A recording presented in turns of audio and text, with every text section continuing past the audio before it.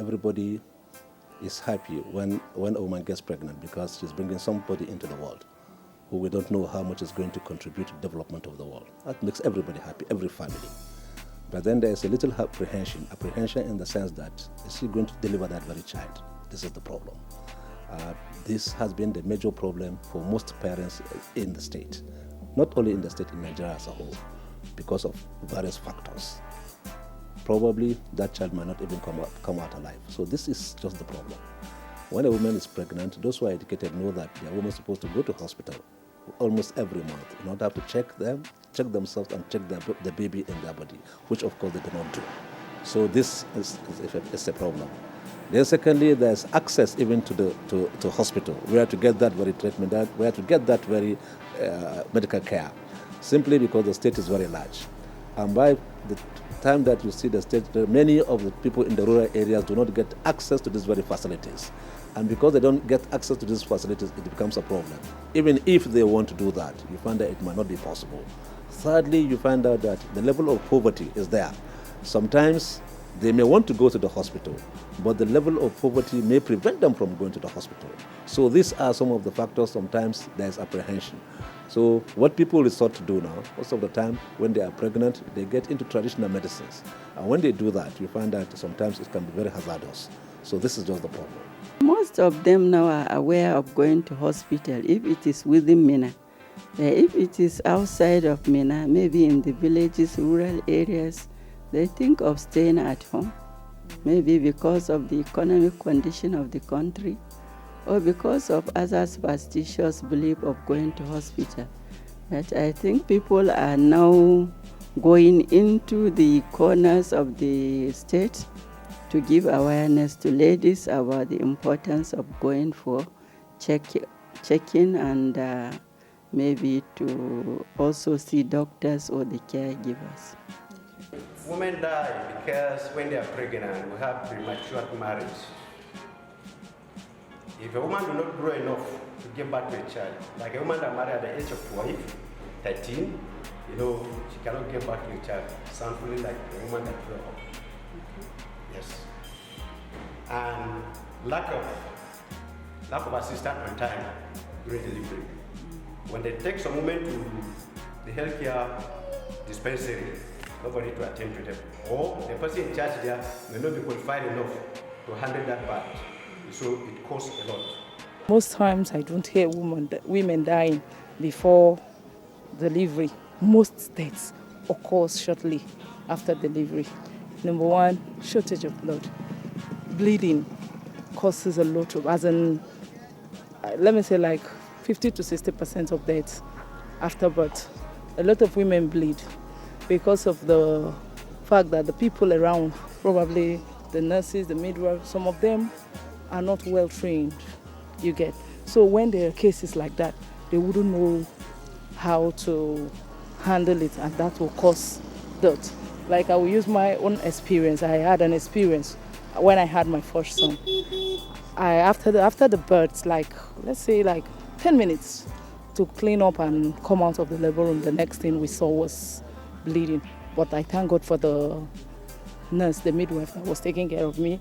She tried everything to the point that she had to use ice block to stop the bleeding. But at the end, everything, he was arrested, and that somehow saved my life. But a lot of women are not opportuned, you understand, because of the people might not know what to do. Sometimes the bleeding gets out of hand that they don't know what to do. Another thing is that some of the women don't like going to hospitals. At least down here, I've noticed a lot of women who don't go to hospital for prenatal or postnatal care. So you see, when things like that happen, they give birth at home, and when there are complications, before you could rush the person to the hospital, the next thing is the person is dead. You understand? And sometimes the kind of food we eat when we're pregnant also affects the delivery process.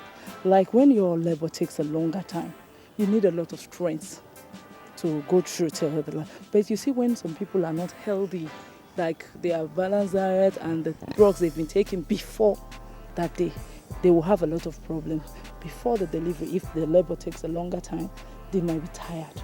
And once you're tired, it's not going to be easy to push the baby. When it's time to push out the baby, then you see some of them go into coma, some just faint along the line. And when the baby come out, sometimes the person might not regain back consciousness and all whatnot. So many of these things, I think, contribute to deaths, postnatal deaths. I have even my own daughter who died, but in the hospital. After she delivered the twins, one of the twins died. Then after some few days, she passed on. So this is why I say I felt that we need to do something. Even in the hospital, of course, she was operated upon. But then, after the operation, we don't know really what happened. She was discharged and then she come home. Just of a sudden, again, she started bleeding. So we rushed her to the hospital. Just after one day, she passed on. So the child is still alive. This until it's almost about 7 years now. So this is the issue, and that is why I said the government need to do a lot about it. Because I am enlightened, I am educated, and that's why she went to the hospital. If I'm not enlightened, if I've been in the village, probably I will stay at home, and probably the communication might be too much. Maybe even the child that survived wouldn't have even survived. So this is the issue. What happened was during the pregnancy and especially during labor, she lives around one village here after Bida. So to get a vehicle to bring her to the healthcare center was a trouble. She couldn't get. Before coming to the hospital, she bled, and we lost her, honestly. So she died on the way. In the hospital. Did she give birth? What happened to the child? No, the child was buried with her because we don't have facilities to remove the child within the time that is needed. So we lost the child and the mom. I knew one woman, but not here in Niger State. What happened was that she was bleeding. She started laboring for 2 days, and they did lack of a nearby hospital. Before they get to the hospital, then she gave up. She was having a multiple births. Yeah? So after the first one, I can't really say what happened in particular because it was at home. So the first one came out, the second one could not come out. So after so much struggling before they could get her to the hospital, she died with the second one in her stomach. What the government should do for us is to help us build hospitals in the rural areas and send proper personnel to the hospital so that they can take care of if a woman is pregnant and she wants to give birth. I know they are creating awareness about that, but I think they should do more because a lot of women are ignorant and they don't know what to do at time. They don't know when to go to the hospital and when not to go to the hospital. And some of them think it's waste of time going to the hospital. And another thing, I think delivery should be free. Yes, because a lot of women are scared of the money or their husbands don't have that money to pay. So because of that, they don't want to go to the hospital. They say, this thing, they will just go and spend money. So I think delivery should be free. And there should be maternities close by that at any time of the night that a woman is in labor, she can access. Even if you're mobile or you're not mobile, you can access the maternity close by. Yeah, I think the government is trying.